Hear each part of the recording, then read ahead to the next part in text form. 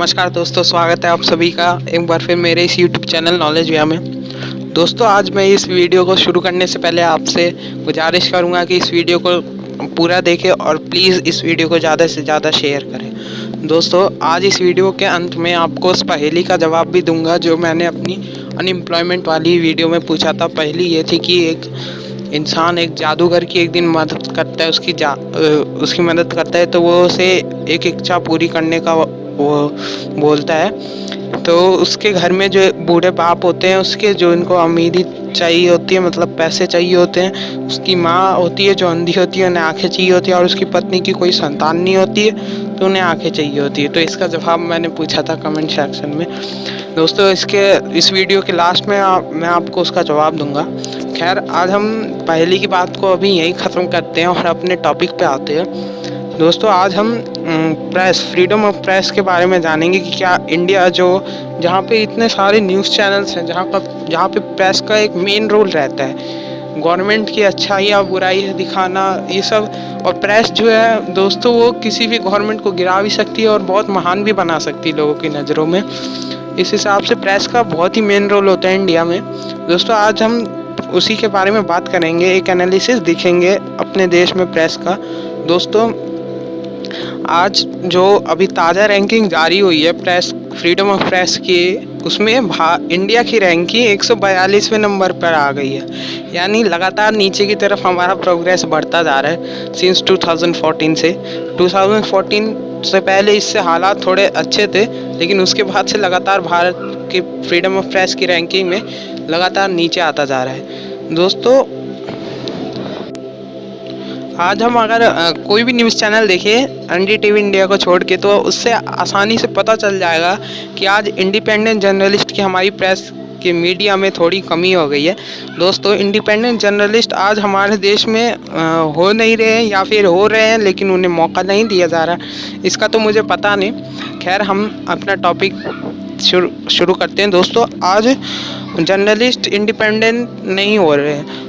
इसकी क्या वजह हो सकती है? पहला, कुछ जर्नलिस्ट होंगे जो गवर्नमेंट की पावर से डर जाते होंगे कि आज ज़्यादातर राज्यों में एनडीए का राज है, तो उनके खिलाफ बोलना एक बहुत बड़ी बात है। और दूसरा कि दोस्तों, आज हमारे देश में इंडिपेंडेंट जर्नलिस्ट को उनकी इंडिपेंडेंट रिपोर्टिंग करने ही नहीं दी जाती है। दोस्तों, अमेरिका में अगर कोई जर्नलिस्ट आए तो वो राष्ट्रपति यानी प्रेसिडेंट से भी सवाल पूछ सकता है, लेकिन भारत में अगर सरकार के खिलाफ कोई इंडिपेंडेंट रिपोर्टिंग करके उन सवाल भी पूछता है, खैर सवाल पे तो ज़्यादा कुछ नहीं, लेकिन अगर सच्चाई दिखा देता है तो उसे बाहर का रास्ता दिखा दिया जाता है।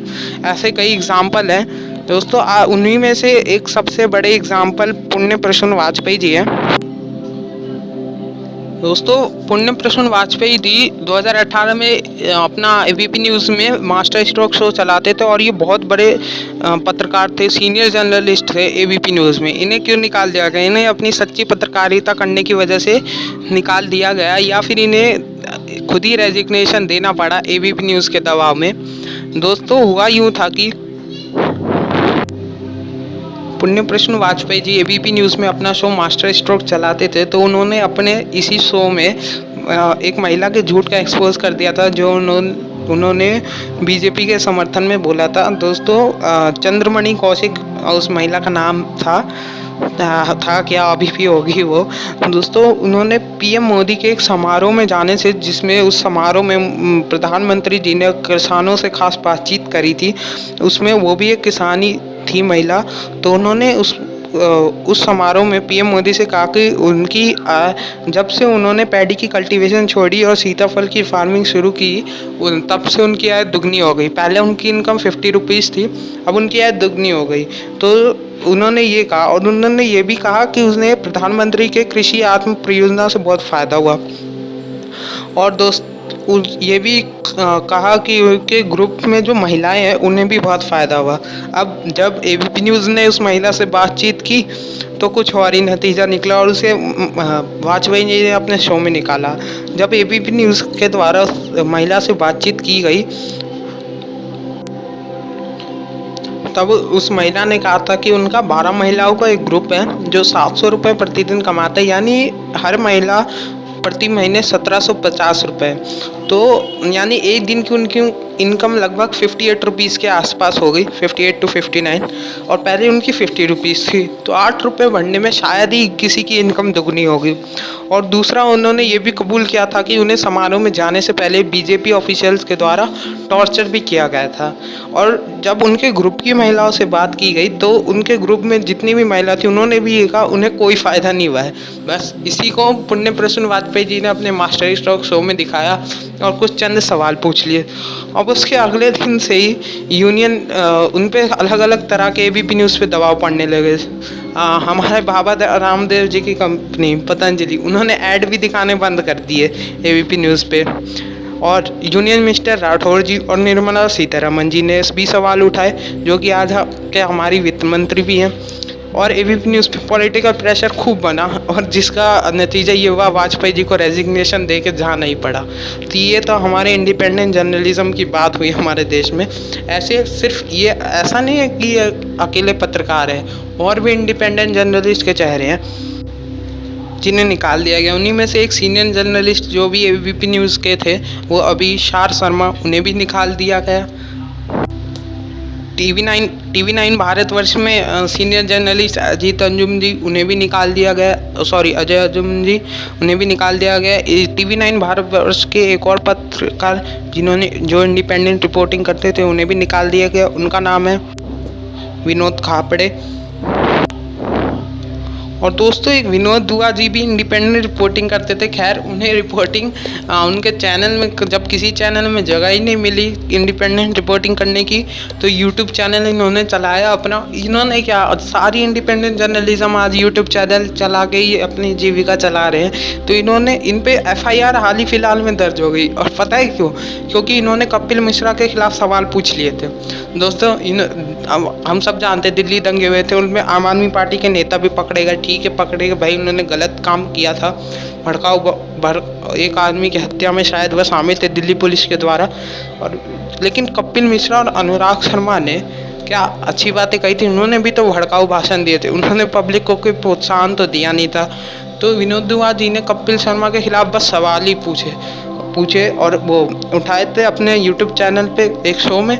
बस इसलिए उनके ऊपर FIR दर्ज हो गई।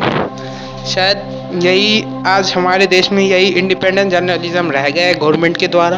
दोस्तों, अभी सिर्फ न्यूज़ की बात करें तो आज चैनलों में सिर्फ एक ही इंडिपेंडेंट जर्नलिज्म बच गए हैं, और वो बहुत बड़े चेहरे हैं इंडिपेंडेंट जर्नलिज्म के। आज हमारे देश में सिर्फ NDTV इंडिया के editor in chief Shri Ravish Kumar ji ही रह गए हैं जो इंडिपेंडेंट जर्नलिज्म करते हैं। इनके भी खिलाफ सोशल मीडिया पे कई लोग आते हैं और वो सवाल पूछते हैं कि क्या ये सपोर्ट नहीं करते सिर्फ एक ही पार्टी को, क्या ये मतलब बीजेपी के खिलाफ दिखाते रहते हैं, ये करते हैं वो करते हैं, ये सिर्फ बीजेपी की बुराई करते हैं। अच्छा, तो एक बात बताइए, आज हमारे देश में उनसे सवाल है, जो भी लोग ऐसा करते हैं उन्हीं से सवाल है मेरा। आज 99.99% आज हमारे देश में जो मीडिया है उसके ऊपर गवर्नमेंट कैप्चर कर चुकी है। तो ये क्या ये बात सही नहीं है कि आज गवर्नमेंट के द्वारा कैप्चर किए गए प्रेस से उन्हीं का एजेंडा प्रोपोगेट किया जाता है, रूलिंग पार्टी का, गवर्नमेंट का, तो वो सही है। लेकिन क्या आज लगभग 1% के आसपास जो लोग सवाल पूछ लेते हैं वो गलत है? क्या शायद यही है इंडिपेंडेंट जर्नलिज्म उन लोगों के द्वारा शायद हमारे देश में? दोस्तों, आज हमारे देश में कुछ लोगों के द्वारा ही कुछ लोगों को कुछ अलग ही जर्नलिस्ट पसंद होते हैं। वैसे जर्नलिस्ट जो शायद हिंदू मुसलमान पे डिबेट करे, वैसे जर्नलिस्ट जो शायद चीन पाकिस्तान पे डिबेट करे, ना कि वैसे जर्नलिस्ट जो शायद इकोनॉमिक कंडीशन, अनएम्प्लॉयमेंट, अर्थव्यवस्था को लेकर चिंतित हो, भारत में बढ़ रही बेरोजगारी को लेकर चिंतित हो। दोस्तों, ऐसे लोग शायद नौकरियां लगातार जा रही हो उसको लेकर चिंतित हो। ऐसे जर्नलिस्ट लोगों को शायद कम ही पसंद हो, बजाय कि ऐसे जर्नलिस्ट जो अपने डिबेट्स में चिल्ला चिल्ला कर चीन को हराए, चिल्ला चिल्ला कर पाकिस्तान को हराए और हिंदू मुसलमान पर डिबेट्स करते रहे। वहीं हमारे देश की मीडिया इतनी अच्छी है कि अगर किसी संत की मृत्यु हो जाए तो एक्सक्लूसिव रिपोर्टें चलने लगती है। जब तक इंसाफ न मिले तब तक वही रिपोर्ट चलने लगती है, लगातार डिबेट्स होते हैं। लेकिन अगर वहीं किसी मजदूर की मौत हो जाए तो वो बस 1-2 दिन का टैगलाइन बन के रह जाता है। और दोस्तों, आज डिबेट्स देखेंगे, कभी कोई बीजेपी से सवाल पूछता नहीं है, पूछता भी तो ऐसे सवाल जो ना पूछे जाने के ही बराबर होते हैं। और वहीं विपक्षी पार्टी से जो सवाल ना भी पूछे जाने के योग्य हो उन्हें भी खोद खोद के पूछने लगेंगे। यानी कि बात मिला जुला कर यही है, आज गवर्नमेंट ने पूरी तरह से इंडियन मीडिया पर कैप्चर कर चुके हैं, और जिसकी फ्रीडम ऑफ प्रेस की रैंकिंग भी ताज़ा सबूत है, जिसका सबूत भी चाहिए ना भाई, लो सबूत लो। कुछ लोग सबूत मांगते हैं, कुछ भी कहो, कुछ भी सवाल पूछो उनसे। तो चलिए दोस्तों, आप ही मेरे एक सवाल का जवाब दीजिए, क्या आज हमारे देश में ऐसे जर्नलिस्ट होने चाहिए? क्या ऐसी एक वो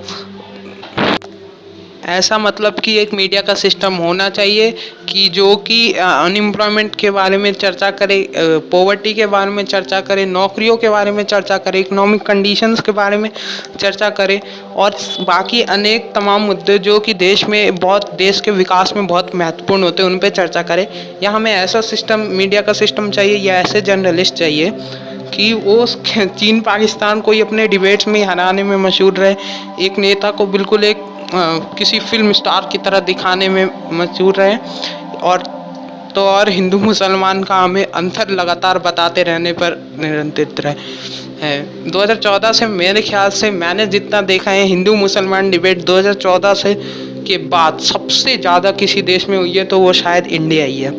आज सबसे ज़्यादा डिबेट्स कांग्रेस बीजेपी के ट्वीट्स के नेताओं के ट्वीट्स के बारे में होती है, सबसे ज़्यादा डिबेट्स हिंदू मुसलमान के बारे में होती है, सबसे ज़्यादा डिबेट्स आज हमारे देश में चीन पाकिस्तान के भी ऊपर होती है, लेकिन हमारे देश ही में आज बिल्कुल कम डिबेट्स अनएम्प्लॉयमेंट और इकोनॉमिक कंडीशंस के ऊपर होती है। दोस्तों, आज हाल ही फिलहाल में एक सवाल भी पूछा गया था रवीश कुमार से, आज इंडियन मीडिया उनसे ये पूछा गया, आज इंडियन मीडिया दो हिस्सों में बढ़ चुकी है, एक मोदी सपोर्टर्स, एक एंटी मोदी। तो उन्होंने इसका जवाब बड़े ही अच्छे तरीके से दिया था। उन्होंने कहा था किस हिसाब से आपने दो भागों में बांट दिया, जहाँ एक तरफ 90% से ज़्यादा मीडिया केवल बस हिंदू मुसलमान, चीन पाकिस्तान और सपोर्टिंग करने में लगी है, एक नेता को विष्णु नेता करने में दिखाने में लगी हुई है, जबकि लगातार उसके राज्य में देश की प्रगति नीचे जा रही है। और दूसरी तरफ उन मीडिया चैनल्स की संख्या बहुत ही कम है जो शायद देश के तमाम अहम मुद्दों पर बातचीत करे। तो उनका जवाब बड़ा ही अच्छा था, इससे सभी समझदार लोग समझ गए होंगे कि सवाल पूछने वालों को कैसे जवाब देने हैं। खैर दोस्तों, आज की वीडियो मैं यही अंत करूँगा आज की वीडियो का, और उस पहेली का जवाब ये है दोस्तों कि जब वो इंसान जादूगर से बोलता है कि मेरी माँ सोने की पालकी में मेरे बच्चे को देखना चाहती है, तो इससे तीनों की समस्या हल होगी। सोने की पालकी को बेच के पैसा भी आ सकते हैं उनके घर बहुत अच्छा खासा। उसकी पत्नी के पास कोई संतान नहीं होती है तो उसके घर संतान आ जाती है। उसकी माँ के पास आंखें नहीं होती है तो उसे देखने के लिए आंखें तो चाहिए होंगी, तो उसे आंखें भी देनी पड़ेगी। तो इसी के साथ इस वीडियो का अंत होता है। लेकिन दोस्तों, आपसे एक गुजारिश है, प्लीज़ प्लीज़ प्लीज़ इस वीडियो को ज़्यादा से ज़्यादा शेयर कीजिए, कमेंट्स भी। Good bye.